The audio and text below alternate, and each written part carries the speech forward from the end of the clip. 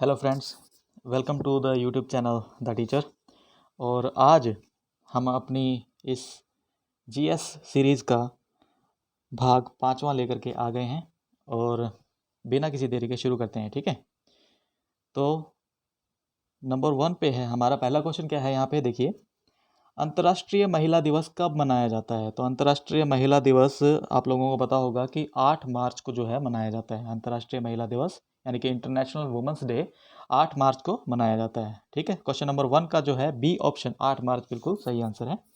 उसके बाद में हम अदर ऑप्शंस के ऊपर भी ध्यान दे लेते हैं। अदर ऑप्शंस क्या हैं, जैसे कि 3 मार्च है। यहाँ पे 3 मार्च को क्या होता है? 3 मार्च को होता है विश्व वन्य जीव दिवस। ठीक है, क्या होता है? विश्व वन्य जीव दिवस। कब? 3 मार्च को।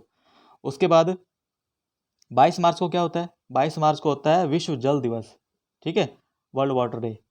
ओके, उसके बाद में डी ऑप्शन यहाँ पे दिया हुआ है, आप देखिए डी ऑप्शन यहाँ पे है 24 मार्च। 24 मार्च को होता है विश्व क्षय रोग दिवस यानी कि टीबी जिसे हम बोलते हैं। ठीक है, tuberculosis day, world tuberculosis day होता है 24 मार्च को।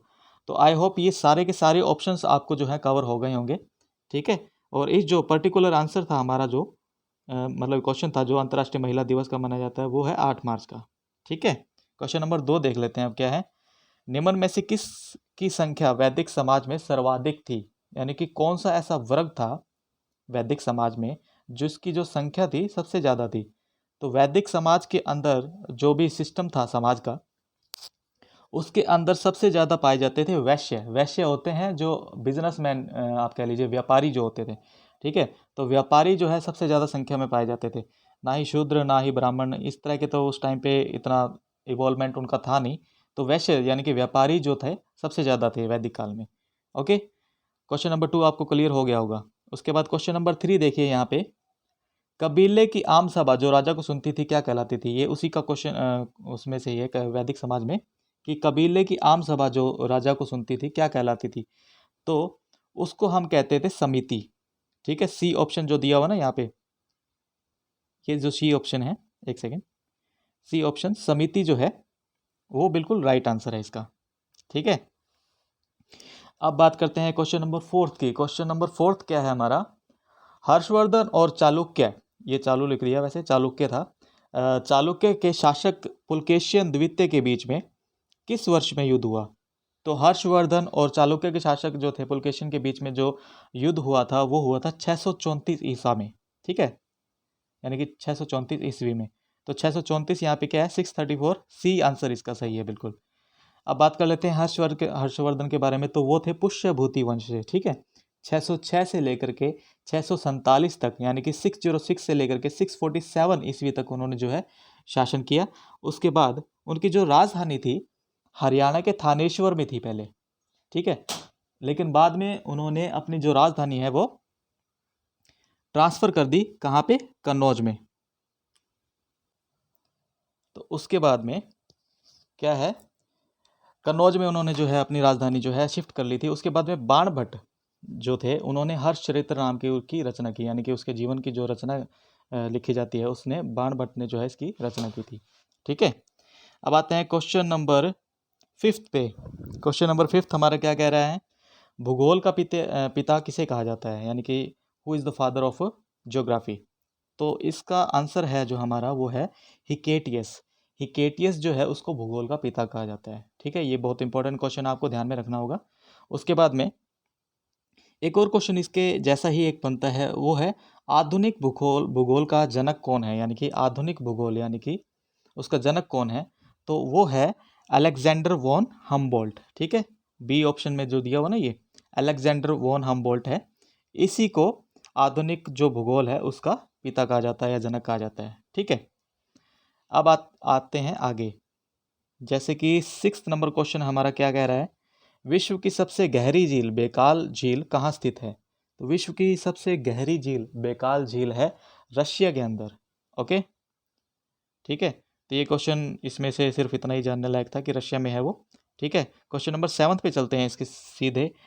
अंडमान और निकोबार द्वीप समूह किस उच्च न्यायालय के अधिकारिता में आता है? तो अंडमान और निकोबार जो है भारत के साउथ ईस्टर्न साइड में है। ठीक है, यानी कि बिल्कुल साउथ में, और ईस्टर्न साइड जो है ना भारत की, वहाँ पे अंडमान और निकोबार जो है द्वीप समूह है, ठीक है, आइलैंड्स का। तो वो जहाँ उनकी जो प्रशासन है, यानी कि कोर्ट वाले जो मसले हैं वो कौन देखता है, किस कोर्ट के अंडर आते हैं, तो इसका सही आंसर है कलकत्ता हाई कोर्ट, यानी कि कोलकाता हाई कोर्ट आप कह लीजिए, उसके अंडर आते हैं ये सारे मामले, ठीक है। और इसी के साथ साथ मैं आपको ये भी बता देता हूँ कि जो कलकत्ता हाई कोर्ट है हमारा, वो भारत का सबसे पुराना जो हाई कोर्ट है वो है, ठीक है। ये बना था हमारा अंग्रेज़ों के टाइम पे, लगभग 1 से 2 जुलाई 1862 के आसपास बना था, ठीक है, सबसे पहला। और उसी के बाद मतलब कि उन्हीं 1-2 महीने बाद, जैसे कि मद्रास हाई कोर्ट हो गया या फिर एक बम्बई हाई कोर्ट हो गया, ये उसके बाद ही बने थे, ठीक है। तो सबसे पहला जो बना था वो था कलकत्ता हाई कोर्ट, जो कि बंगाल में था उस वक्त पे, ठीक है, अभी भी बंगाल में ही है इनकी। तो क्वेश्चन नंबर 8 हम देख लेते हैं। प्रकाश वर्ष लाइट ईयर इकाई है, ये किसकी इकाई है? ये है डिस्टेंस की, ठीक है। ये किसकी इकाई है? ये है डिस्टेंस की, यानी कि जितनी स्पीड से लाइट जो है दूरी तय कर सकती है, ठीक है, उस स्पीड को हम क्या कहते हैं? लाइट ईयर, यानी कि डिस्टेंस मापते हैं इससे, ठीक है। जो हमारा स्पेस वाला जो सिस्टम होता है ना, उसकी जो बड़ी बड़ी दूरियां जो नापी जाती हैं, वो इसी के द्वारा नापे जाते हैं कि लाइट जो है ट्रैवल करने में वहाँ तक कितना समय ले रही है, उसी समय को जो है लाइट ईयर कह देते हैं, जो कि डिस्टेंस को नापती है, ठीक है। आई होप ये क्लियर हो गया होगा आपको। क्वेश्चन नंबर 9 देखते हैं। निम्नलिखित में से किसकी कमी से हड्डियों की कमजोरी होती है? तो ये आप सबको पता होगा, कैल्शियम की कमजोरी से जो है हड्डियों की कमजोरी होती है। इसमें जानने लायक कुछ भी नहीं था, बहुत ही आसान क्वेश्चन था, ठीक है। अब देखते हैं 10वां क्वेश्चन, जो लास्ट क्वेश्चन है आज का, कि फलों के अध्ययन को क्या कहते हैं, यानी कि स्टडी ऑफ फ्रूट्स को क्या कहते हैं? तो इसका जो सही आंसर है वो बनेगा पोमोलॉजी। ये जो डी ऑप्शन है ना यहाँ पे, ये बनेगा इसका सही राइट आंसर। पोमोलॉजी को ही कहते हैं स्टडी ऑफ फ्रूट्स, यानी कि फलों के अध्ययन को कहते हैं पोमोलॉजी, ठीक है। उसके अलावा जो और ऑप्शंस हैं इनको देख लेते हैं। साइकोलॉजी आपको पता होगा, मनोविज्ञान से रिलेटेड है। एंथोलॉजी जो है वो है स्टडी ऑफ फ्लावर्स, ठीक है, स्टडी ऑफ फ्लावर्स या वाटरिंग प्लांट्स। तो फ्लावर्स की स्टडी को क्या हम कहते हैं? एंथोलॉजी। उसके बाद पेडोलॉजी है एक करके। पेडोलॉजी क्या होती है? वैसे पेडोलॉजी से एक ख्याल आता है कि बच्चों का केयर हो सकता है, क्योंकि पेडो से वो एक निकल के आता है, एक ब्रीफ निकल के आता है, लेकिन पेडोलॉजी जो है बच्चों के लिए नहीं है। पेडोलॉजी का मतलब है यहाँ पे, पेडोलॉजी स्टडी किसकी है? सॉइल की, यानी कि मिट्टी की जो हम जांच करते हैं, स्टडी करते हैं ना मिट्टी को, उसको बोलते हैं पेडोलॉजी, ठीक है। तो आई होप ये 10 क्वेश्चंस आज के आपको क्लियर हो गए होंगे, ठीक है।